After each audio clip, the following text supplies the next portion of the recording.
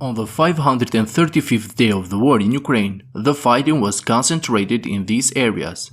Today, very important news come from the Vremivka front, where according to the latest report from Russian and Ukrainian sources, Ukrainian troops managed to liberate Urozhaine after several days of fierce clashes inside the village.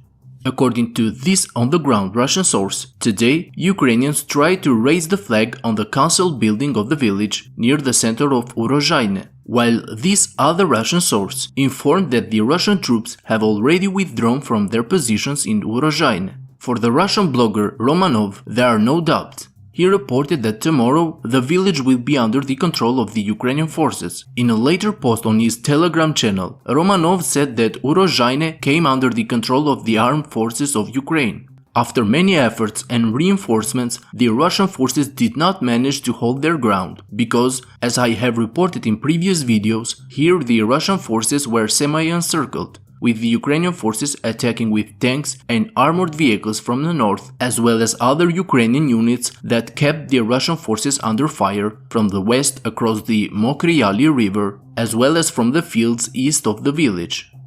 The Ukrainian army managed to break the northern fortified positions of the Russian forces about 4 days ago, and immediately after that they started to hit the second line of the Russian defense inside the village, where Russian troops were mostly concentrated near the council building. Ukrainian army conducted series of airstrikes and attacked the entire area with tanks and artillery fire from several directions simultaneously, making it impossible for the Russian forces to respond. Now, only an official confirmation remains to fully verify the news, but the first indication already came from the commander of the strategic grouping of troops Tavria, General Alexander Tarnavsky, who stated that recently the Ukrainian forces have managed to capture some territories in the region.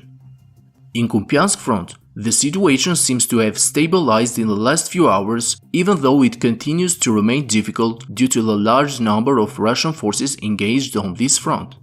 However, regardless of the reports coming from pro-Russian sources about a possible collapse of the Ukrainian line of defense, it seems that during the last 2 days, Russian forces did not manage to make any visible advance northeast of Kupyansk. The Ukrainian line of defense between Sinkivka and Petropavlivka continues to remain under the full control of the Ukrainian forces. Today, the spokesman of the Eastern Group of the Armed Forces of Ukraine, Serhiy Sherevati, stated that Russians did not have any tactical success near Kupyansk since the Ukrainians have built a solid defense and have strengthened the front line by sending their reserve troops. In the central part of the front, southeast of Svatove, pro-Ukrainian sources reported over some minimal advances of the Russian forces west and south of Novoselivske, but in general, the situation in this part of the front has not changed much during the last few days and the front line remains stable. Other interesting news come from the Kherson front over the activity of the Ukrainian troops across the Dnipro River. From many sources, including Russian sources, it is confirmed that Ukrainian soldiers have managed to gain a foothold west of the town of Kozachi Laheri.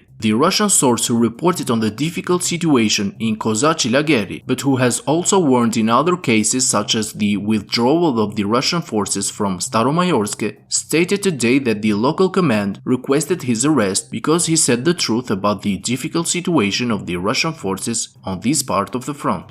Ukrainian Special Forces continue their operations and daily cross the Dnipro River in various locations using their speedboats. Ukrainian soldiers continue to be quite active in a large part of the eastern banks of the river and occasionally go deep into the Russian-controlled territory, organizing ambushes and causing great damage to the Russian rear. Friends, if you like my daily updates, I kindly ask you to hit the like and subscribe buttons, as this will greatly help the channel to reach a wider audience. That's all for today's update. Thank you to my Patreon supporters and have a great day.